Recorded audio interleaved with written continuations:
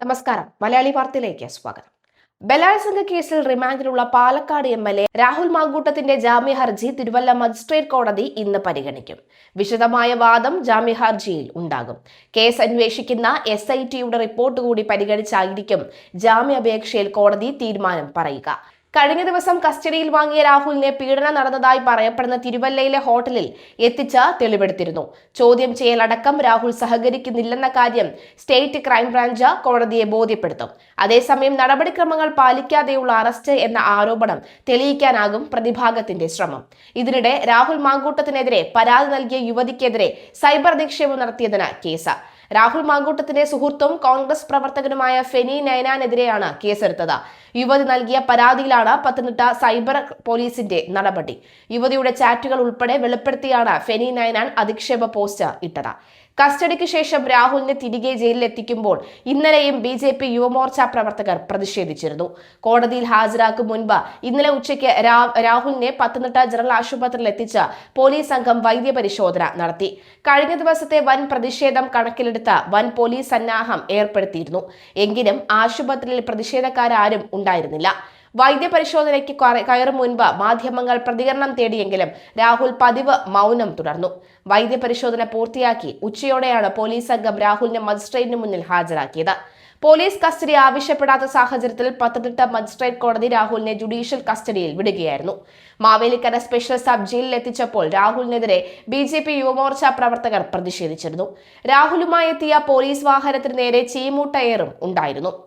എന്തായാലും നിലവിലെ സാഹചര്യത്തിൽ തെളിവുകളുടെ ഒരു അഭാവം കാരണം രാഹുൽ മാങ്കൂട്ടത്തിന് ജാമ്യം കിട്ടാനുള്ള സാഹചര്യം വളരെ കൂടുതലാണെന്ന് വ്യക്തമാവുകയാണ്. എന്തായാലും രാഹുലിന് ജാമ്യം ഉണ്ടോ ഇല്ലയോ എന്ന് ഇനി മണിക്കൂറുകൾ അകം തന്നെ നമുക്കറിയാം. ആദ്യ കേസായിട്ടാണ് ഒരുപക്ഷെ ഈ ഒരു കേസ് പരിഗണിക്കുക എന്നാണ് മനസ്സിലാക്കുന്നത്. തിരുവല്ല മജിസ്ട്രേറ്റ് കോടതി അഞ്ജലി പാർവതിയായിരുന്നു ഇന്നലെ. അതിനു മുൻപ് മഞ്ജുഷ ദിലീപായിരുന്നു. അപ്പോൾ ഇന്നിനി ആരാണെന്നറിയില്ല. എന്തായാലും രാഹുൽ മാങ്കൂട്ടത്തിൽ MLAക്കെതിരെ ബലാത്സംഗ കേസുകളിലെ വിവാദങ്ങൾ മുറുകുമ്പോൾ മൂന്നാം പരാതിക്കാരിക്കെതിരെ സൈബർ ആക്രമണം നടത്തിയെന്ന പരാതിയിൽ രാഹുലിന്റെ അടുത്ത സുഹൃത്ത് ഫെനി നൈനാനെതിരെ പോലീസ് കേസെടുത്തു. പരാതിക്കാരുടെ സ്വകാര്യതയും ഐഡന്റിറ്റിയും വെളിപ്പെടുത്തുന്ന തരത്തിൽ സമൂഹ മാധ്യമങ്ങളുടെ പ്രചരണം നടത്തിയെന്നാണ് ഫെനിക്കെതിരെയും ഉള്ള കുറ്റം. തനിക്കെതിരെ കേസെടുത്ത വാർത്ത പുറത്തു വന്നതിന് പിന്നാലെ രൂക്ഷമായ പ്രതികരണവുമായി ഫെനി നൈനാനും രംഗത്തെത്തി. താൻ നിയമം ലംഘിച്ചിട്ടില്ലെന്നും പ്രതികാരം രാഷ്ട്രീയത്തിന്റെ ഭാഗമായാണ് കേസെന്നുമാണ് ഫെനിയുടെ ആരോപണം.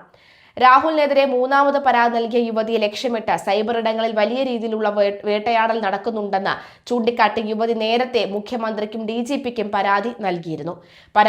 കാര്യമായി നടത്തിയ വാട്സപ്പ് ചാറ്റുകളുടെ സ്ക്രീൻഷോട്ടുകൾ ഫെനി നൈനാൻ ഫേസ്ബുക്കിൽ പങ്കുവച്ചതായാണ് കേസിലേക്ക് നയിച്ചതെന്ന് അതിജീവിതയുടെ ഐഡന്റിറ്റി വ്യക്തമാക്കുന്ന രീതിയിലാണ് പ്രചാരണമെന്ന് അന്വേഷണ സംഘം വിലയിരുത്തുന്നു. വെല്ലുവിളിച്ച ഫെനി നൈനാൻ തനിക്കെതിരെ കേസെടുത്ത വാർത്ത പുറത്തുവന്നതിന് പിന്നാലെ രൂക്ഷമായ പ്രതികരണവുമായാണ് ഫെനി എത്തിയത്. താൻ നിയമം ലംഘിച്ചിട്ടില്ലെന്നും പ്രതികാര രാഷ്ട്രീയത്തിന്റെ ഭാഗമായാണ് കേസെന്നുമാണ് ഫെനിയുടെ ആരോപണം. ഫെനി ഉന്നയിക്കുന്ന പ്രധാന ചോദ്യങ്ങൾ ഇവയാണ്. പോസ്റ്റിൽ ഞാൻ അതിജീവിത ആരാണെന്ന് പറഞ്ഞിട്ടില്ല. ഐഡന്റിറ്റി വെളിപ്പെടുത്തുന്നത് കുറ്റമാണ് എന്ന് എനിക്കറിയാം.